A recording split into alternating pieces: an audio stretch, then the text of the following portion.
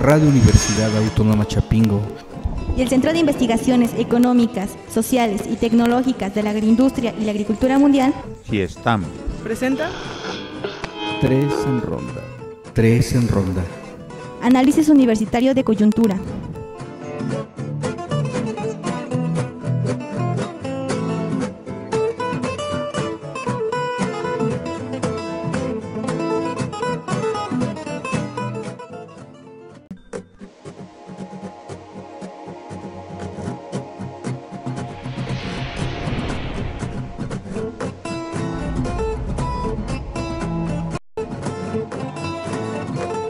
Radio Universidad Autónoma Chapingo y el Centro de Investigaciones Económicas, Sociales y Tecnológicas de la Agroindustria y la Agricultura Mundial, CIESTAM, presenta Tres en Ronda.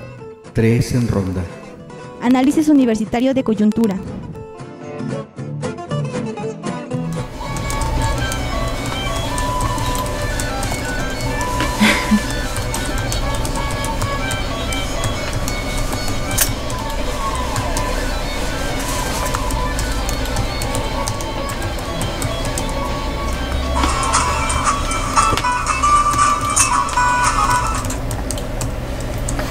Buenas tardes, amables radioescuchas, bienvenidos una vez más a la frecuencia del 1610 de amplitud modulada, Radio Universidad Autónoma Chapingo. Bienvenidos a este 14 de agosto de 2018 y por supuesto a su programa Tres en Ronda, Análisis Universitario de Coyuntura, un programa del Centro de Investigaciones Sociales, Económicas y Tecnológicas de la Agroindustria y la Agricultura Mundial, CIESTAM.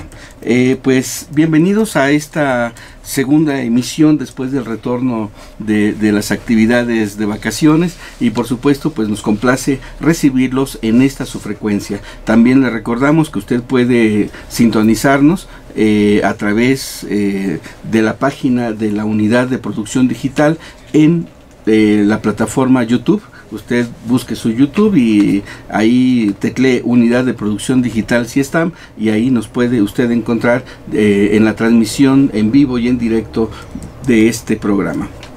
Bueno, pues su amigo Álvaro Reyes Toski les desea que tengan una excelente tarde y que esa tarde sea con nosotros. Como todas las semanas, me complace saludar a Jorge Ocampo. Muy buenas tardes, amable auditorio, saludándolos con mucho cariño, como siempre. Vengo de una reunión muy interesante con un grupo de estudiantes de fitotecnia de primer año que trabajan con el maestro Remigio Madrigal, uno de nuestros doctores de excelencia en el pionero en la instalación y manejo de los laboratorios de cultivo de tejidos en el país. Podría decir que es uno de nuestros más importantes líderes en investigación dentro de la universidad, que tenemos bastantes, tenemos varios. Y vengo de platicar con ellos para orientarlos, inducirlos, invitarlos a que participen con nosotros en los proyectos de desarrollo social en la Sierra Mazateca y en el Totonacapan. Más adelante les podríamos platicar acerca de esto. El día de hoy estamos, por decirlo así, ya en la fase final del ciclo de la luna nueva. Como ustedes vieron, no había luna, pero seguramente hoy, mañana, va a empezar a aparecer esa uñita de luna por el lado poniente y luego la vamos a ver en un pequeño recorrido. A medida que va avanzando el llenado de la luna, también vamos a ver cómo la luna se recorre hacia el oriente, hasta más o menos unos 14 días más tendremos a la luna en su plenitud, en la luna llena.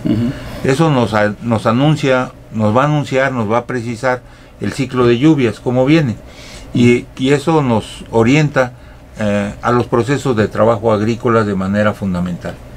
Jorge nunca le ha fallado, cuando dice llueve es porque llueve. Ah, pero la luna te lo dice. Claro, pero precisamente esa es la ventaja de tener aquí nuestro astrólogo. ¿Y Géminis qué dice? ¿Para Géminis qué dice?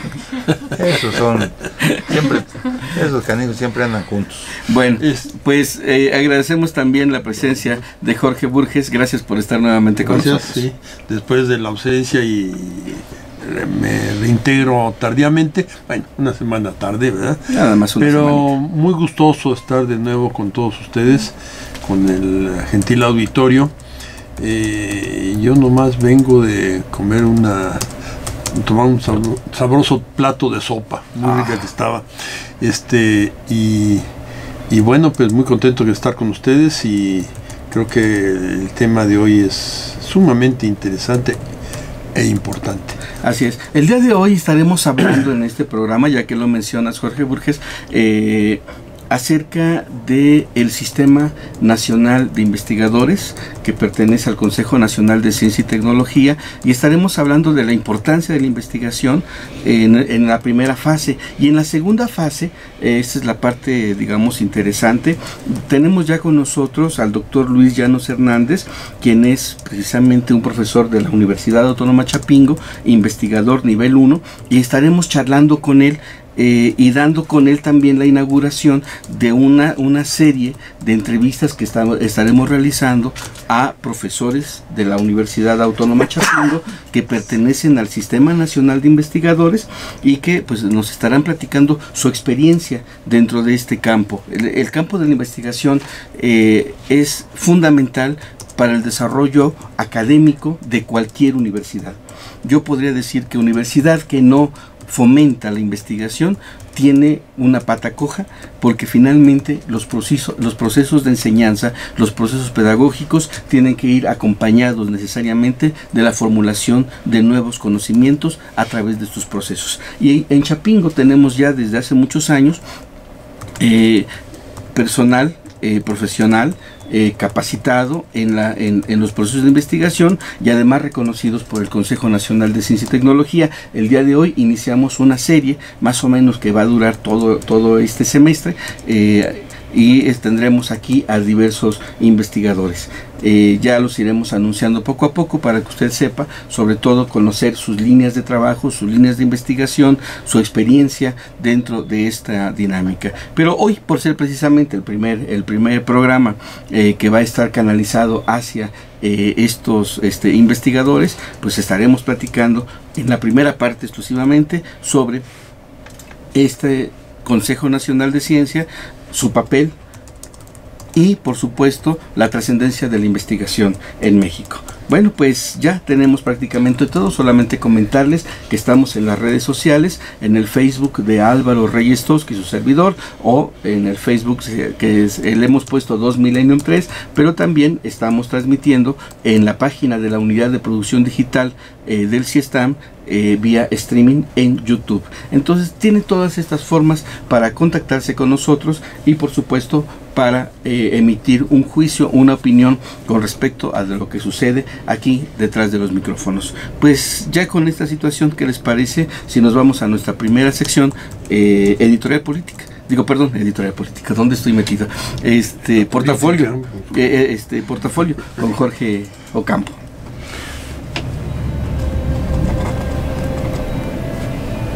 Es que editorial política es de mañana.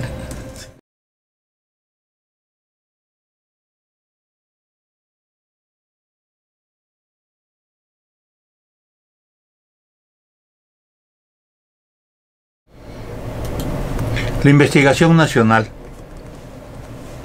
Muchas veces comenta entre los estudiosos, entre los científicos, entre los técnicos, cómo desarrollar la investigación o cuál es el proceso de investigación.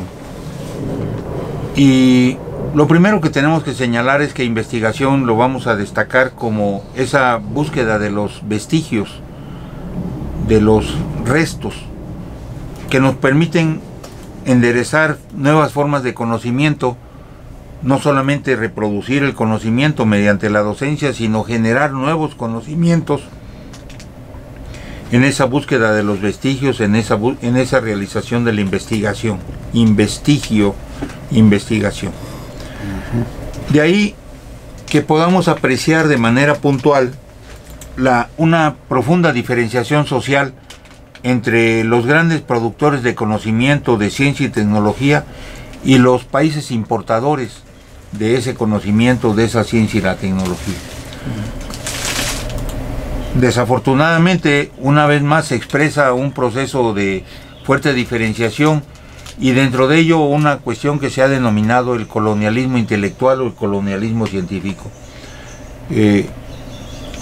Nosotros tenemos de manera muy especial una predilección por transferir conocimiento de los países centrales, transferir tecnología o transferir maquinaria, equipo, aparatos, procesos, capacitaciones, habilidades y destrezas diseñadas en los países centrales y las importamos muchas veces sin más, las transferimos sin más hacia nuestros países, en particular en México, en particular en el campo mexicano.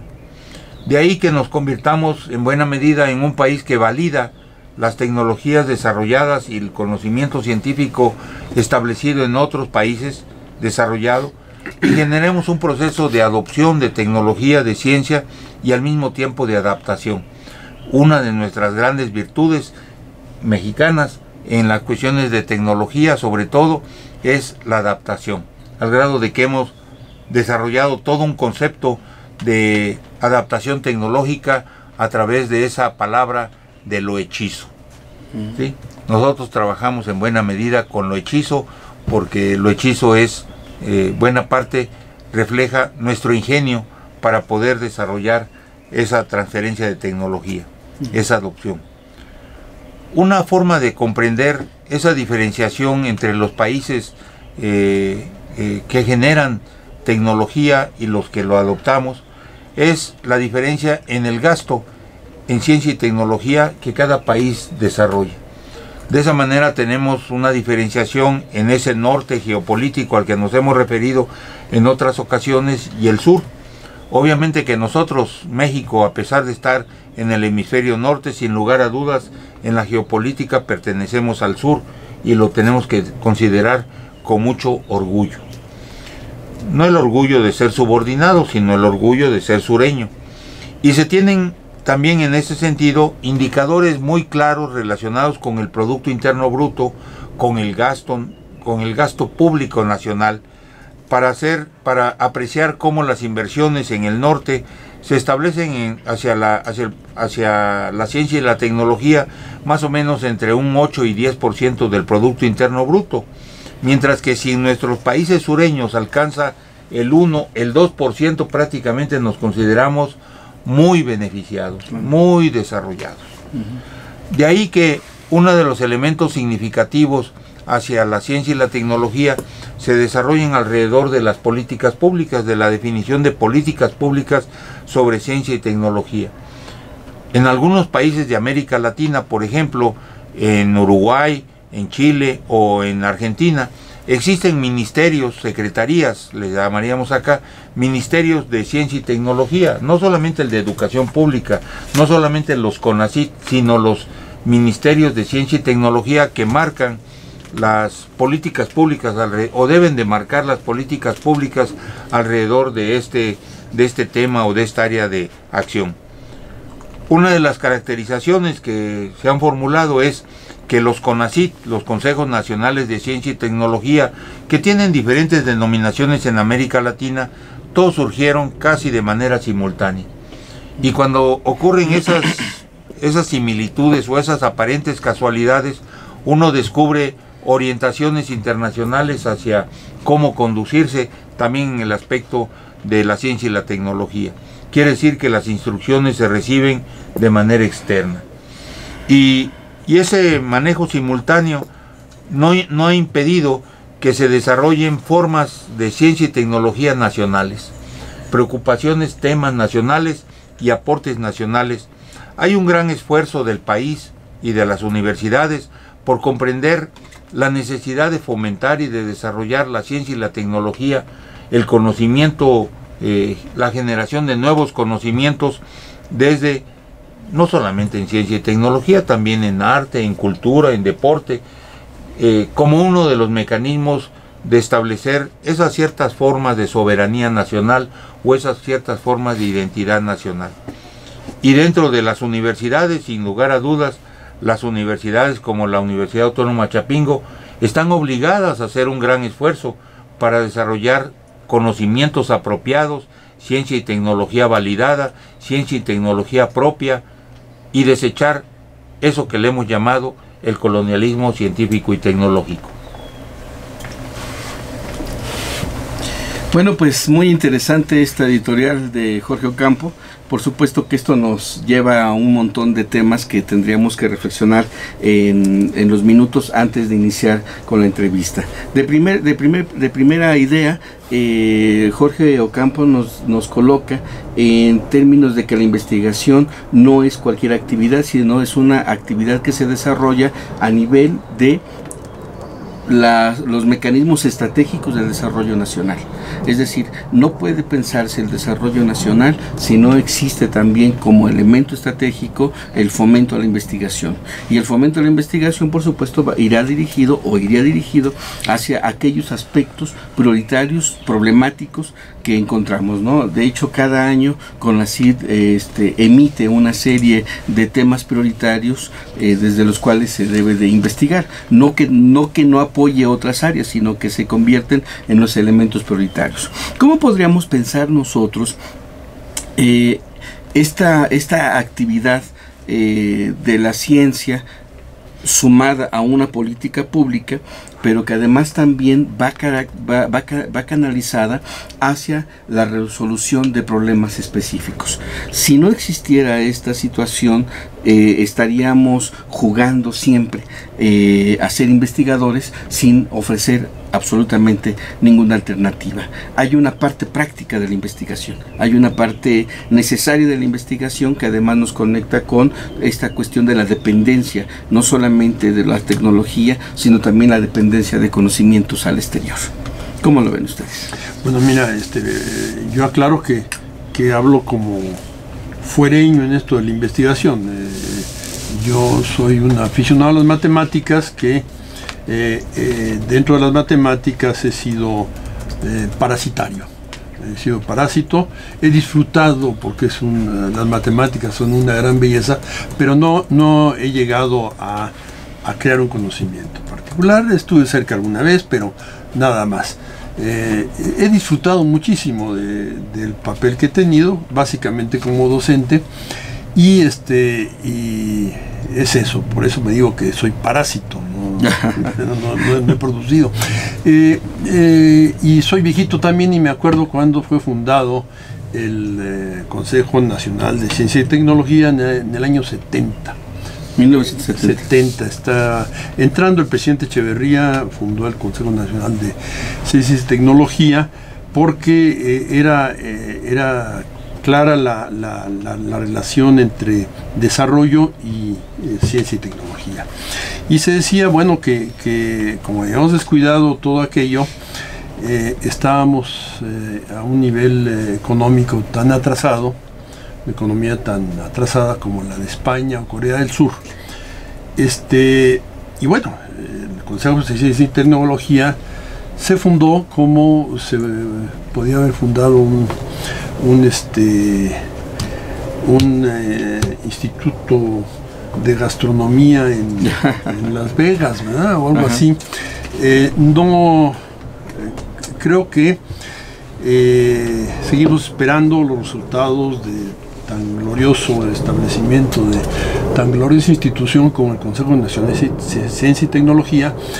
Veo yo por ahí los coches Hyundai, Kia, veo las maquinarias coreanas, los barcos gigantescos que se hacen en Corea, veo la gran participación de España en las cuestiones espaciales europeas y en las cuestiones aeronáuticas, veo coches SEAT por acá, en fin, y estamos esperando los grandes logros. Recordemos que en el sindicato se hizo una exitosísima campaña de lograr que esta zona, bueno, en Chapingo, los profesores de Chapingo, trabajadores de Chapingo y zonas aledañas incorporaran a sus hogares el calentador solar. Ese calentador solar me entero que es tecnología alemana. Bueno, Alemania es uno de los países más tecnológicos, de los 10, digamos, 15 países más tecnológicos de ese grupo privilegiado, Y yo siento que no era necesidad tanto, ¿verdad? Claro. Tenemos un problema de dependencia tecnológica, sí, y de dependencia de conocimiento. Pero palabra que en México había empresas que podían hacer los tanques térmicos, empresas vidrieras que podían hacer los tubos al vacío, y gente que la armara, y eso podía, empresas que podían haberlo hecho, y un instituto de ingeniería que podía haberlo inventado. Bueno, tenemos una niña que ganó un reconocimiento es precioso eso, hermoso en Chiapas, que formó su propio calentador solar, ¿no? Sí. Entonces no es un problema de conocimientos, es un problema de juntar gente. O sea, yo veo que que en estos países no es que haya habido, o quizás sí lo hay, un CONACYT, que allá sí haya funcionado, pero aquí el CONACYT se dedicó a lo que era antes un organismo que daba becas, y poco ha habido una cuestión de hacer que se hagan este tipo de proyectos en México, alcanzables con la tecnología que aquí tenemos, y sin necesidad de un país puntero. Y los países punteros llegaron porque se pusieron a hacer cosas. Pero hay otro problema que no está desarrollado en esto, es la cuestión de las patentes. O sea, una cosa es el conocimiento, otra cosa es la tecnología, pero nos enfrentamos a la cuestión de la patentización del conocimiento. Es decir, tú puedes tener el conocimiento, pero si hay una patente no puedes desarrollarlo. Pero si tú llegas antes a la patente, yo creo que la buena insolación solar, qué barbaridad iba a decir, la buena insolación, la buena cantidad de luz solar que hay en todo el territorio mexicano, pues invitaba a que un industrial se le prendiera el foco y dijera, vamos a hacer esto, y tocara en el Instituto de Ingeniería, decir, oigan, no, ayúdenme. Y esto se hubiera podido lograr hace 30 años. Pero el CONACYT andaba en sus cuestiones burocráticas, teníamos a gentes de la gran solidez de Fausto Alzati al frente de ellas, y bueno, teníamos solidez intelectual, etcétera, etcétera, y no se hizo. De veras, creo que quizás no era por el CONACYT o el CONACYT no funcionó, quiero llegar a pensar, o lo sabotearon, hubo un complot o algo así que lo saboteó, pero no funcionó. No quiero es una pregunta fuerte, bueno, ya es una afirmación fuerte. ¿Funciona o no funciona el CONACYT? ¿No? ¿Cuáles son los elementos que permitirían que este Consejo Nacional de la Ciencia y la Tecnología pudiera insertarse eficientemente al desarrollo nacional, si es que no funcionara, ¿no? Jorge. Sí, hay más elementos que podríamos ubicar ahí, sobre todo en los diseños de política pública. Claro, por supuesto. De política pública alrededor de la ciencia y la tecnología, y obviamente no ha sido hacia allá donde se ha centrado la atención. En el CONACYT, pues les decía yo, hay una orientación, una fuerte orientación o una fuerte presencia de las orientaciones externas, y no quiero decir subordinadas, pues no, pero junto a ello vienen una serie de estímulos y de propuestas, y yo creo que independientemente de todo, CONACYT ha hecho un gran esfuerzo por fomentar, los CONACYT latinoamericanos, un gran esfuerzo por fomentar la ciencia y la tecnología en América Latina.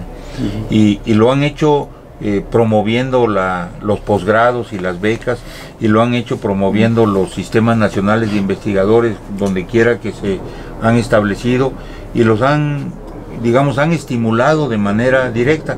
Uno de los puntos que se discute mucho son los mecanismos de evaluación que se tienen que hacer sobre la ciencia y la tecnología. Por supuesto. Y eso nos lleva a un debate muchísimo más amplio. Y solamente quisiera completar la información que brinda Jorge, diciendo que Chapingo genera calentadores solares.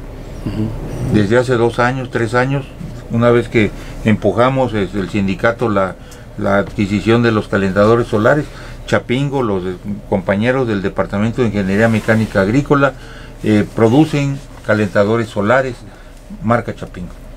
Me da gusto. Qué interesante. Pero de todas maneras, la invención podía haber sido hace 25 años, a nivel Sí, esa es en una- México y no en Alemania. Esa es una muestra de nuestros rezagos. Hay de muchos problemas, ¿no? Así es. Bueno, pues tenemos esta situación. Ya prácticamente para ir concluyendo esta primera parte, la perspectiva del desarrollo ahora con este cambio presidencial. Es decir, tenemos una visión que todavía tiene el régimen de Peña Nieto, que es prácticamente la cuestión de estar involucrados en los grandes sistemas de comercio internacional y todo esto. Pero la llegada de Andrés Manuel López Obrador cambia el giro a la cuestión política, pero también al proyecto de desarrollo. El nombramiento de la doctora Elena Hernández Álvarez Bullé. Álvarez Bullín, nos marca ya otra posición con respecto a la ciencia y sobre todo a las prioridades de investigación dentro de la ciencia. ¿Cómo podríamos en un par de minutos, ya porque se nos está acabando esta parte, pensar el futuro de la investigación con este cambio político? Ya tú lo habías dicho, Jorge, Sí. es un asunto de políticas públicas, por supuesto. Sí, y yo creo que Elena Álvarez Bullé, nunca sé decir su segundo apellido, bueno, la segunda parte de su apellido, pero Elena, sí, además una lindura de mujer, una persona estuvo muy hace unos días agradable. aquí en Chapingo. Sí, pero además una persona muy agradable, muy cordial, muy sencilla, y ella presidió, es más, el grupo de científicos comprometidos con la sociedad, Ujú. que se oponen, entre otras cosas, a los transgénicos, pero que además promueven, fomentan la ciencia nacional. Una ciencia apropiada, una ciencia que surja de las necesidades nacionales. Y yo creo que esa orientación de Elena marca o señala una orientación de la nueva política sobre ciencia y tecnología, que tratará de simplificar los mecanismos de acceso a los recursos CONACYT para fomentar la investigación, que tenderá a desarrollar la investigación apropiada en las instituciones, en los centros, institutos y universidades que desarrollan el conocimiento, la ciencia y la tecnología, y esa es la pretensión. Y creo que, bueno, el gobierno de López Obrador, como lo decíamos la vez anterior, no va a hacer las cosas por su propia, digamos, con una iniciativa, con un empuje fuerte, a menos de que tenga su correlato con las organizaciones y las instituciones que estemos impulsando esa formación. Claro. Sí, mira, esperemos que se parezca mucho más al fundador de CONACYT, el que empujó la idea del CONACYT y la Comisión Nacional del Espacio Exterior y todo ello, el ingeniero Eugenio Méndez de Ocurro, injustamente recluido en la cárcel por una venganza de López Portillo. Y no, ese es un tipo de director del CONACYT. El otro tipo de director del CONACYT fue el señor Alzati, que sí, claro, trataba con la punta del pie a rectores que nosotros...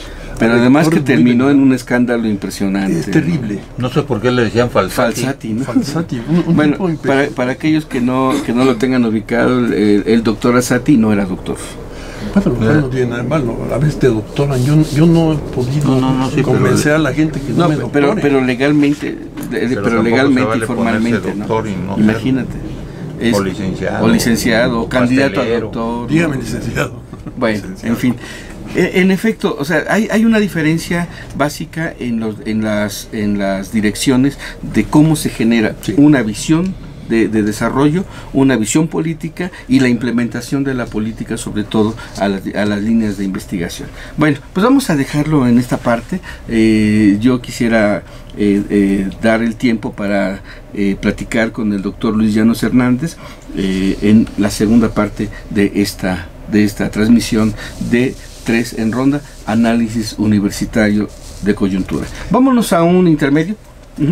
Vámonos a un intermedio. Permítame, aguántame. A un intermedio. Vamos a escuchar de Lior Weber un tema de El fantasma de la ópera. Y regresando, seguimos con nuestro programa. Muchas gracias. No tiene,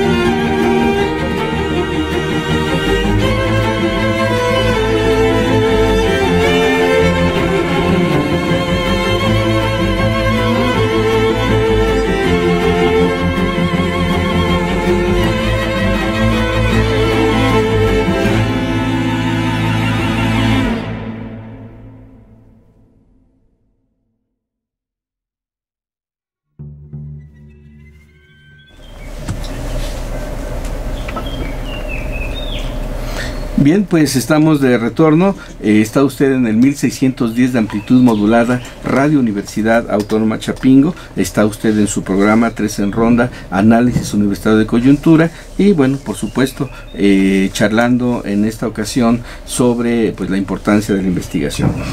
También, bueno, ya lo habíamos comentado al inicio de este programa, con este programa y por supuesto con la presencia del doctor Luis Llanos Hernández, damos inicio a una serie de entrevistas, de charlas que tendremos durante este semestre en torno a la actividad de investigación dentro de la Universidad Autónoma Chapingo y sobre todo la experiencia de estos investigadores dentro del Sistema Nacional de Investigadores, el SNI.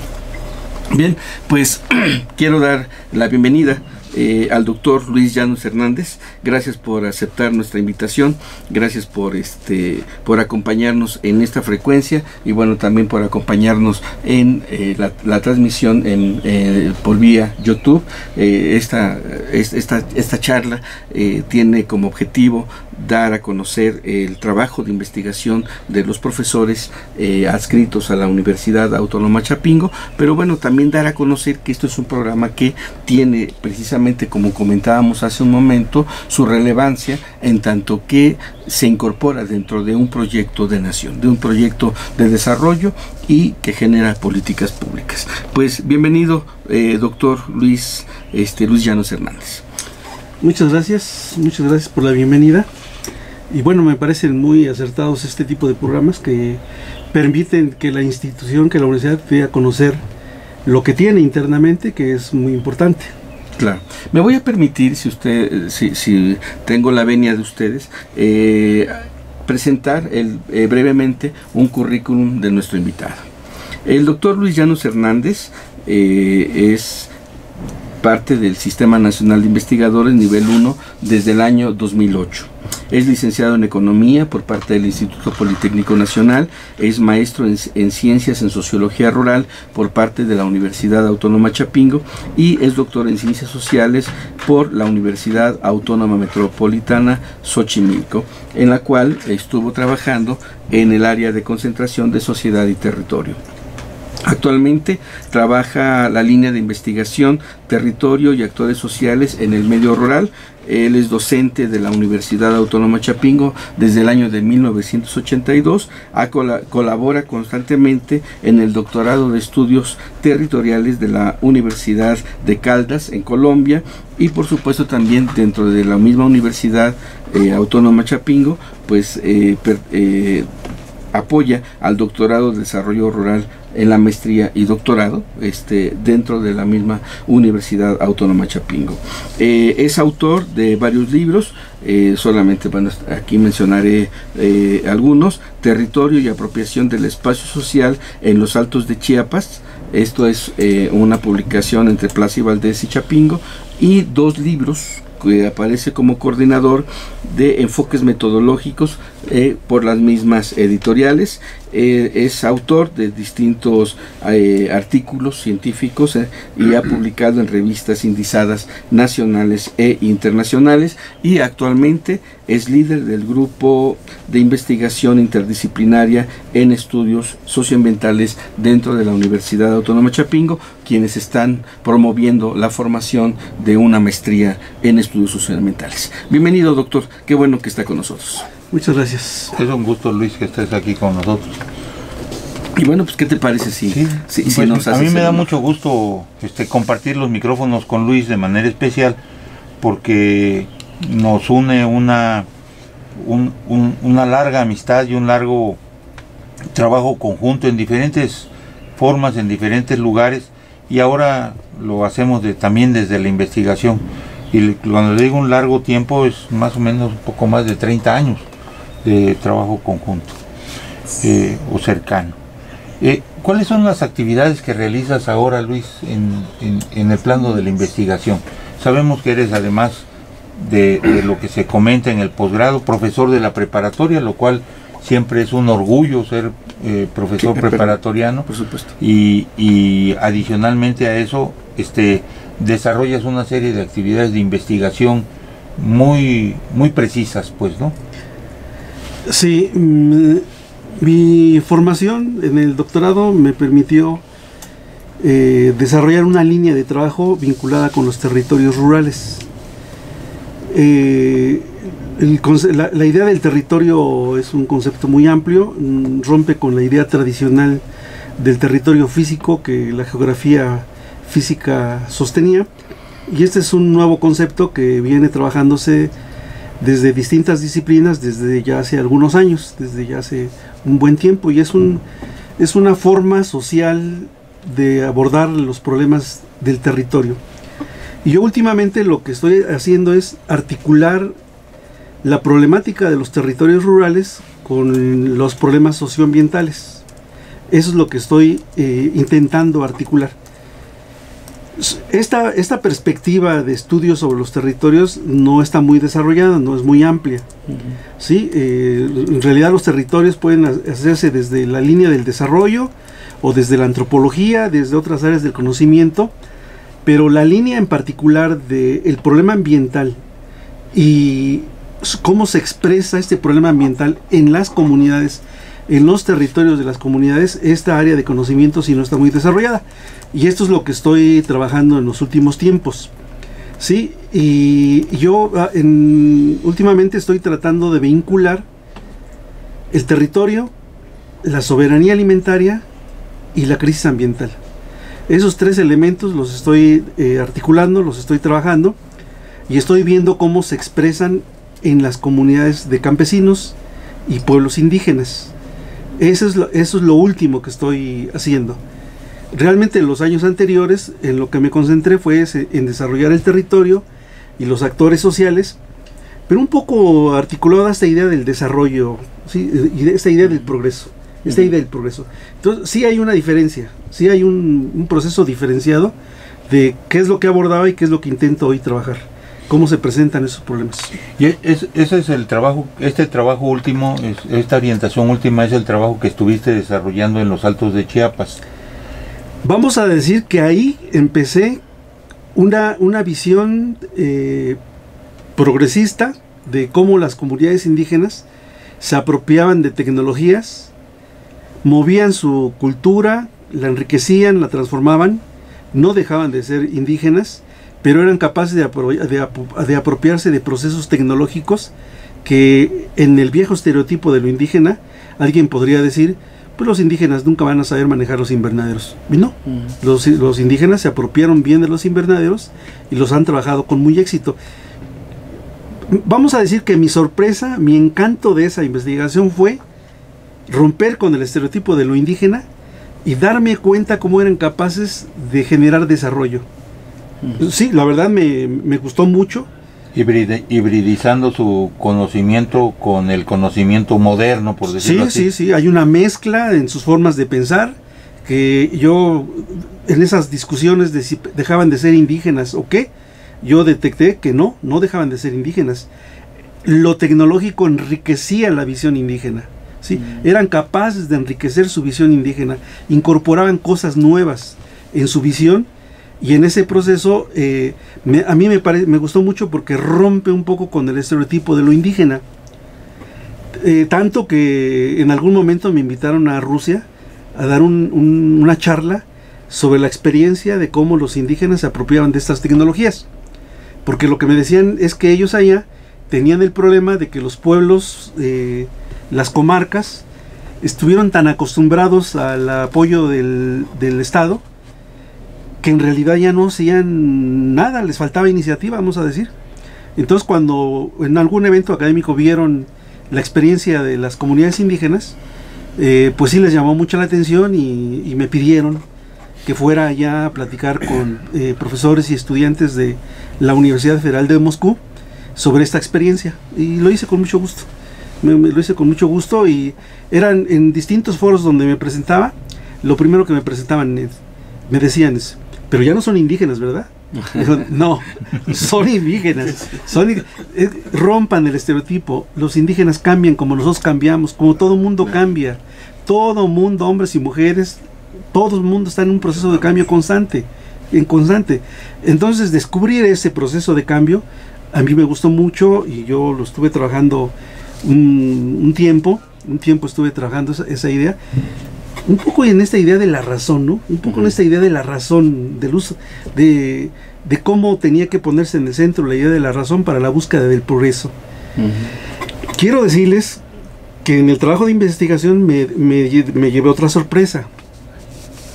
Aquí en la Ciudad de México, en una colonia que está allá por el poniente, donde me pidieron también hacer un trabajo de investigación ahí con la UAM, con la UAM Iztapalapa, y sí, junto con otra profesora empezamos a hacer un estudio. La UAM Iztapalapa la UAM Coajimalpa tenía interés en conocer alrededor el pensar de los pueblos y colonias, tenía deseos. Entonces una compañera me invitó a hacer un estudio a esos lugares y fui. Bueno, el trabajo de investigación me llevó a una sorpresa también, que desde ahí también empecé a valorar mucho. Los seres humanos no solo somos razón, somos emoción. Claro. Somos emoción. Pensar que siempre la razón, esa idea un poco seca y dura de que solamente por ese camino vamos a arribar a cosas importantes, no.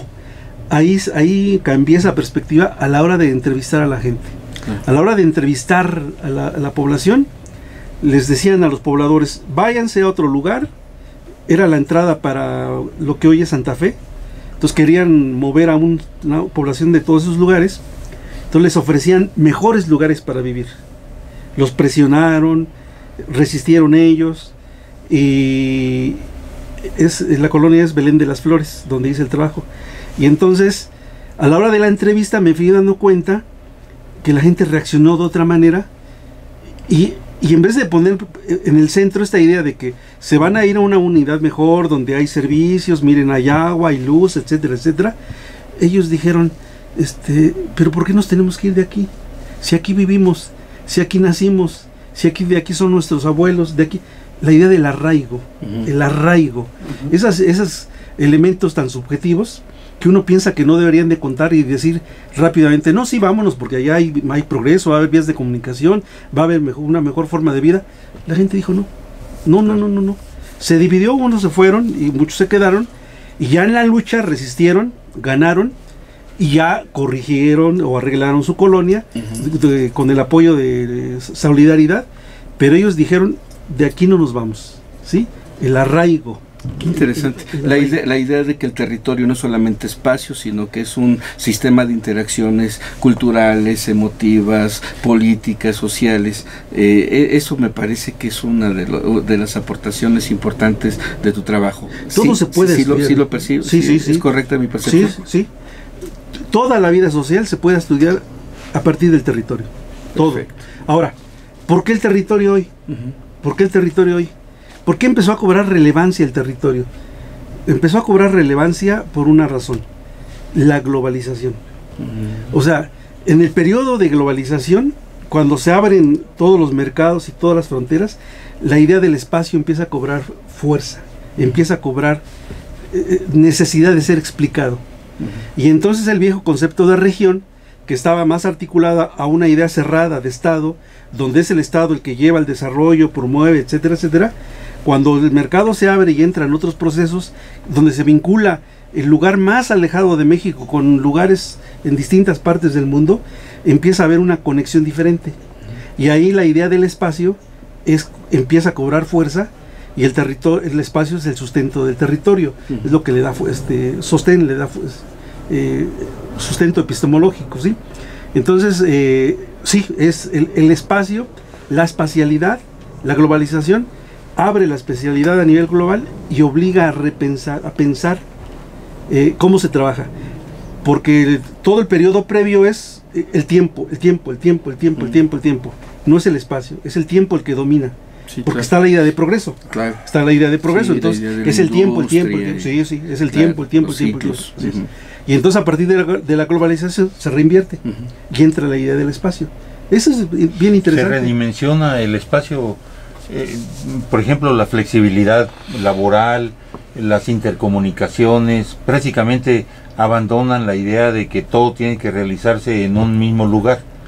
Sí, por eso esta idea que estaban preguntando ustedes hace rato bueno, ¿y ahora México qué frente al mundo? Este nuevo giro que tenemos ahorita, yo valoro que es la búsqueda de un esfuerzo que descanse en los apoyos nacionales, en la fuerza nacional, en el sustento nacional, pero que busque una inserción ya no tan subordinada.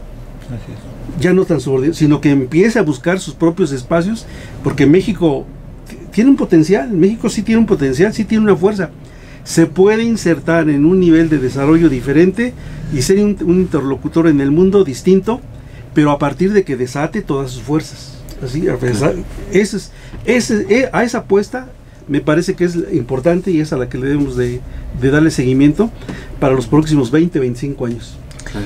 Una de las cuestiones interesantes que planteas ahora, Luis, es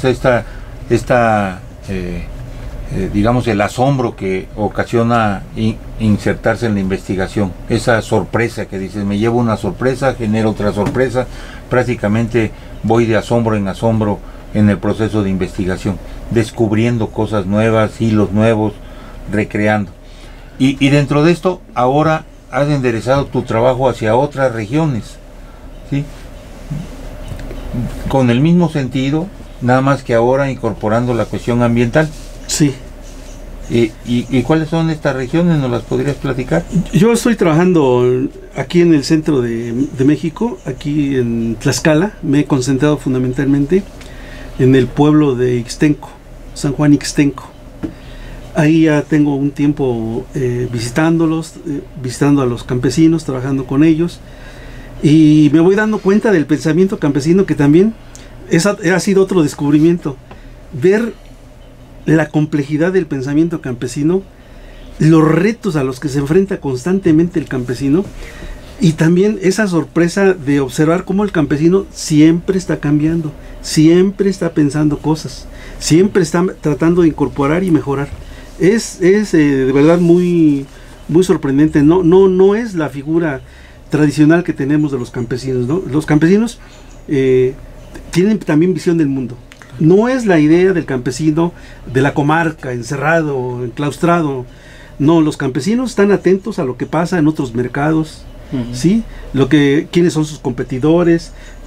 Sinaloa, cuál es la producción de maíz que tiene Sinaloa, los precios de del producto del maíz, ¿sí? Están atentos, le conocen, saben, no son aldeanos, vamos a decir, no son aldeanos, y constantemente se dan cuenta de estos nuevos problemas y ahí están trabajando, ahí están, Luis, en el reto. Yo quisiera hacerte una pregunta casi final, porque estamos prácticamente a 4 minutos de terminar el programa. Ese es el problema de radio, el tiempo se nos va siempre muy rápido.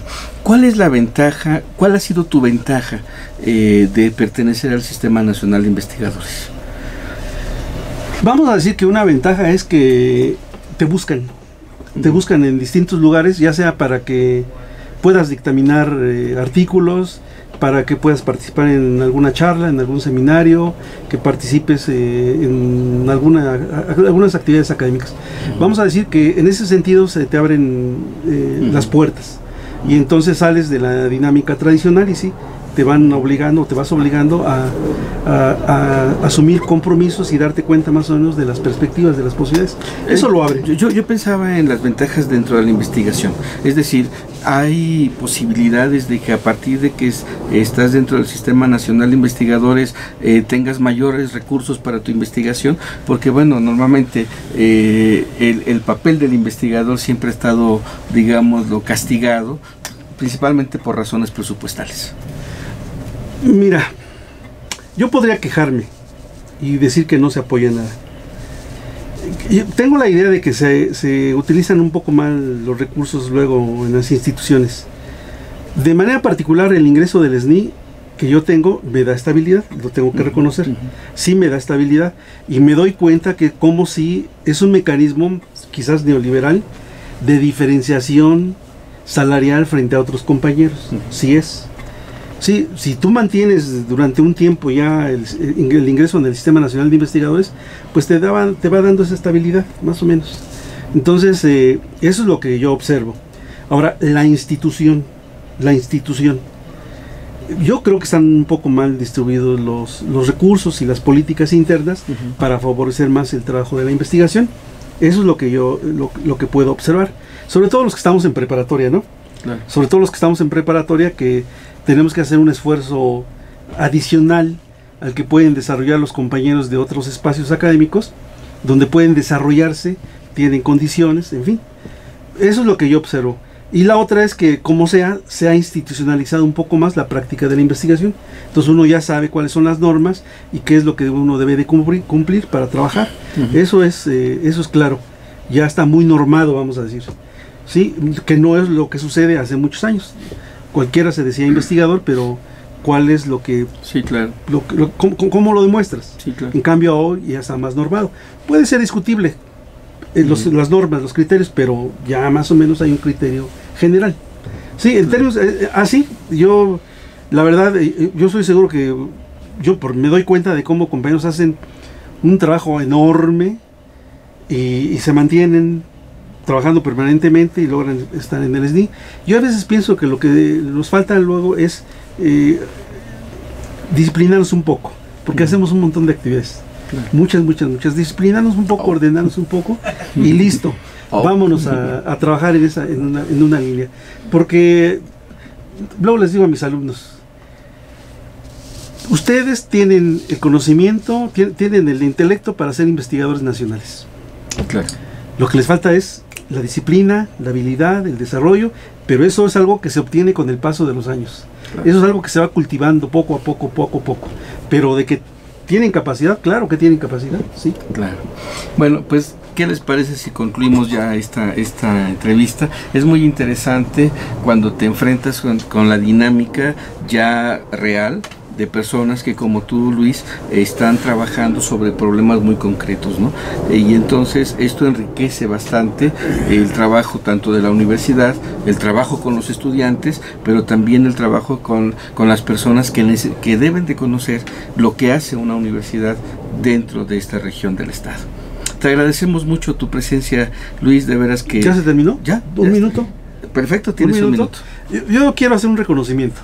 Si yo aprendí a hacer investigación, fue por mi director de tesis.